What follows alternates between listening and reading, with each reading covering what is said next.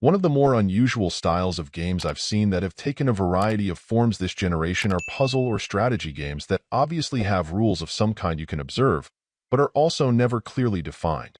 There's a certain sense of sleuthing and discovery that can have some appeal with these as you end up experimenting in different ways to really get a handle on precisely how they work, but I'd say that their long-term appeal then also tends to be quite limited.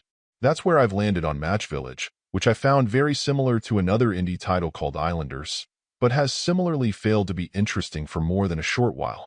Without pretty well any direction at all, you'll start with a relatively small island which is displayed in a hexagonal grid, and your only option to do anything is to lay down a stack of different types of tiles around the island.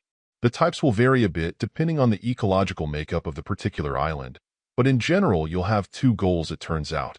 The first is to place similar tiles next to each other in the hopes that they'll combine, replenishing the upcoming tiles you have to work with and keeping you going. The second is to try to understand how the game's point system works, which will tally things up and let you know how you've done when you run out of tiles to place. Once you have done well enough, you'll also have the option to continue your run on a new island, but that can be risky if you don't have enough tiles built up. This will all lead to a small progression as you play through the game a few times, first needing to get the hang of how to strategically place similar tiles so you're in better control of where the new combined spot will end up. This becomes pretty critical if you want to maximize your space and score. The second is coming to terms with how to manage proximity and scores between specific types of tiles.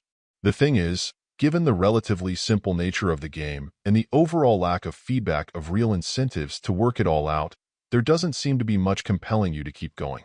I suppose the idea is that you'll continue to challenge yourself to do better and perhaps relax as you lay out your ideal islands just for satisfaction, but given the limited feedback the game provides, there seems to be little more than that. Throw in the fact that I feel that I enjoyed the other implementation I've seen of this concept in Islanders more, which has nearly identical core mechanics, and I'm struggling a bit with this one. There's a mild and generally pleasant experience here to be had, just not a very fulfilling one. Overall, my final score for the game ended up being a 6.2, and if you're interested in picking it up, it's currently available on the Switch eShop for $4.99. Thank you for taking the time to listen to this review, and if you'd like more information or ideas of indie games worth checking out on Switch, be sure to click on the link provided in the description. Until next time.